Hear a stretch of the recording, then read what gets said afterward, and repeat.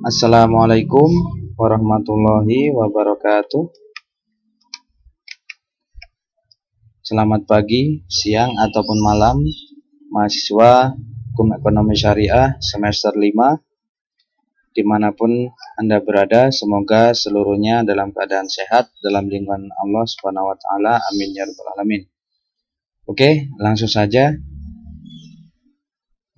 Pertemuan pertama kita bertemu di mata kuliah advokatur, yang mana hari ini kita akan membahas tentang pengertian, tugas, fungsi advokat, dan sejarah berdirinya advokat di Indonesia. Oke, langsung saja. Pertemuan pertama ini kita pasti akan membahas pengertian untuk pemahaman advokat itu apa. Mana sudah sekilas kita bahas, advokat itu adalah apa? Pengacara. Jadi yang sering familiar atau sering dipahami di masyarakat. Nah, secara nanti kalian ketika mendapatkan gelar hukum, sarjana hukum, jika menginginkan menjadi advokat atau pengacara, silakan ikuti proses-proses untuk pendidikan ke advokat. Oke, pengertian advokat di sini adalah orang yang berprofesi memberi jasa hukum. Ya, jasa hukum yang pertama, baik di dalam maupun di luar pengadilan. Nah, ini yang kemarin kita bahas tentang litigasi dan non-litigasi. Nah, ini yang memenuhi persyaratan berdasarkan ketentuan Undang-Undang Nomor 18 Tahun 2003 tentang advokat atau pengacara. Ini jadi garis besarnya adalah di sini. Orang yang berprofesi memberi jasa hukum dalam arti adalah pengacara, kalian mungkin pahamnya di situ, baik di dalam maupun di luar pengadilan. Itu pengertian utama dasarnya di situ. Yang kedua, advokat memberi jasa hukum. Advokat memberikan jasa hukum, yaitu jasa yang diberikan advokat berupa memberikan konsultasi hukum.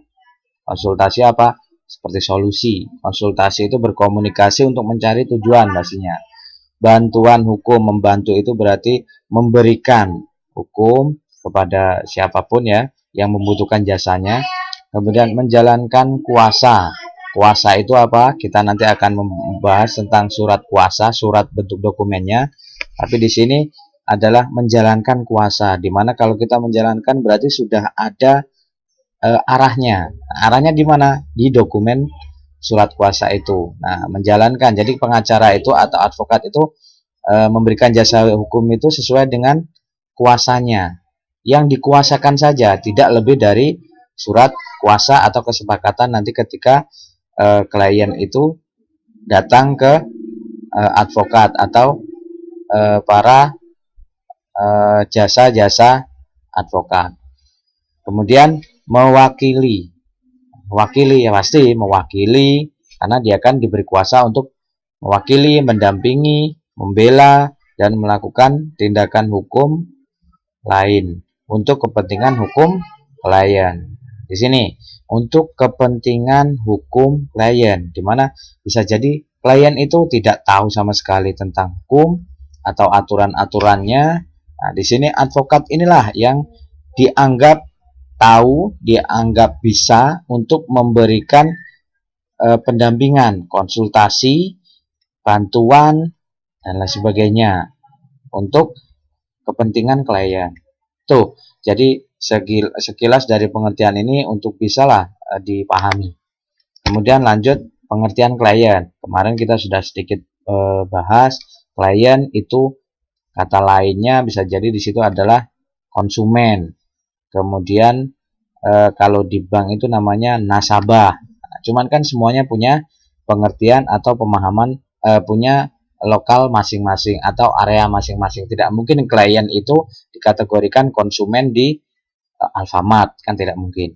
Jadi klien di sini menurut Undang-Undang Advokat adalah orang atau badan hukum atau lembaga lain yang menerima jasa hukum dari advokat. Kalau kita browsing, kalau kita cari pengertian tentang apa itu klien, itu ya konsumen, apa namanya tadi, nasabah dan lain sebagainya. Cuman di sini secara undang-undang di advokat adalah klien itu adalah orang yang menerima jasa. Berarti ketika advokat itu sudah sama-sama membutuhkan, dalam arti si pencari keadilan mencari jasa dari advokat, ya berarti dia pasti sanggup untuk menerima. Nah, dari situ berarti ini dianggap klien dari advokat atau pengacara tersebut. Lanjut, tugas, langsung ke tugas profesi advokat atau tugas profesi dari pengacara tersebut. Salah satu tugas profesi advokat adalah sebagai penyeimbang kekuasaan kehakiman. Kekuasaan kehakiman yang bebas dari segala campur tangan pengaruh dari luar, pihak lain maksudnya di sini. Memerlukan profesi advokat yang bebas, mandiri dan bertanggung jawab untuk terselenggaranya suatu peradilan yang jujur, adil dan memiliki kepastian hukum bagi semua pencari keadilan dalam menegakkan hukum, kebenaran, keadilan dan hak asasi manusia. Banyak di sini pasti timbul pertanyaan seperti apa sih sebenarnya profesi advokat itu. Ada yang mengatakan bahwa pengacara itu membela yang bayar. Benar, kalau nggak dibayar advokat tidak akan mau membelanya, itu pasti. Ada yang gratis, namanya diatur di undang-undang itu namanya pos bakum, pos bantuan hukum. Tapi di sana pun apakah tidak perlu untuk memberi, misalnya menyalin dari dokumen, tetap ada. Cuman dia sudah memang gratis dalam undang-undang itu di bawah pengadilan. Tetapi untuk kepastiannya ya kita lebih pastinya kita pengacara itu membela yang bayar, itu benar. Nah, jadi salah satu profesi di sini sebagai penyeimbang kekuasaan. Karena apa? Ketika orang mendapatkan kasus, dia terjerat kasus, kemudian dia tidak ada yang membela, berarti secara tidak langsung di situ hukum itu kan tinggi sebelah. Penyeimbangnya siapa?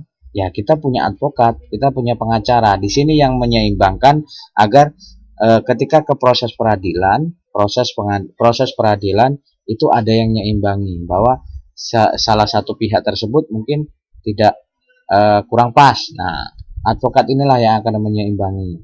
Sudah sering saya contohkan kalau di kasus pidana itu misalnya ketika si pembunuh itu memang benar dia bersalah membunuh, menghilangkan nyawa orang lain.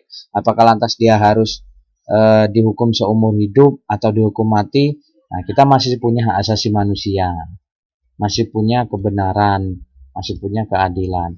Nah, menegakkan hukum. Nah, di sini apa? Para pencari keadilan di sini ya setidaknya ketika dia benar-benar bersalah tapi dia ada etikat baik dan sebagainya. Nah, penyeimbangnya itu adalah advokat ini. Itu berarti tugas dia tuh harus dipahami di situ. Oke ya. Itu tugas profesi advokat. Kemudian advokat yang kedua, tugas dari advokat ini itu salah satunya ya. Kemudian yang kedua, advokat sebagai profesi yang bebas, mandiri dan bertanggung jawab dalam menegakkan hukum. Telah dijamin dan dilindungi oleh undang-undang demi terselenggaranya upaya penegakan supremasi hukum ya. Jadi advokat sebagai profesi ini dia itu mandiri, dia itu bebas. Banyak advokat ketika di rumah dia santai buka aktivitas ke usaha dan sebagainya. Karena apa? Profesi dia itu bebas. Kalau tidak ada klien, tidak ada yang meminta, ya sudah. Dia yang penting saya jadi advokat gitu. Ya sudah, saya sudah punya sertifikat jadi advokat. Dia mandiri, sendiri dia berdirinya, tidak ada di bawah naungan siapa kecuali yang saya sudah jelaskan tadi, misalnya dia di pusat bantuan hukum. Nah, memang dia berada di bawah pengadilan.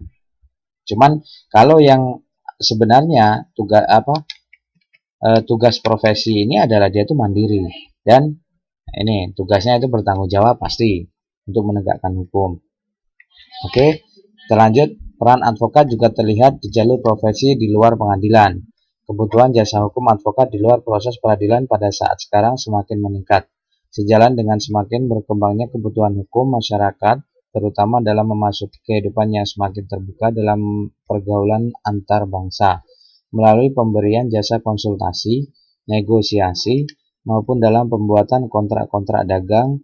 Profesi advokat itu juga memberi sumbangan berarti bagi pemberdayaan masyarakat serta pembaharuan hukum nasional, khususnya di bidang ekonomi, perdagangan, termasuk dalam penyelesaian sengketa di luar pengadilan. Nah, ini salah satu advokat tadi ada litigasi, ada non litigasi. Jadi tugas dari profesi juga dia di luar litigasi atau non litigasi.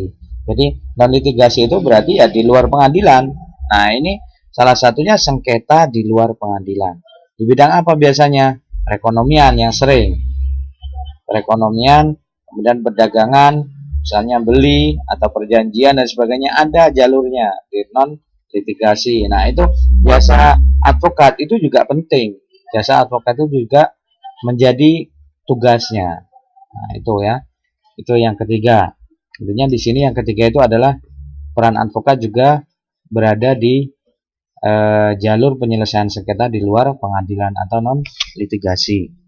Oke, lanjut ke dasar hukum.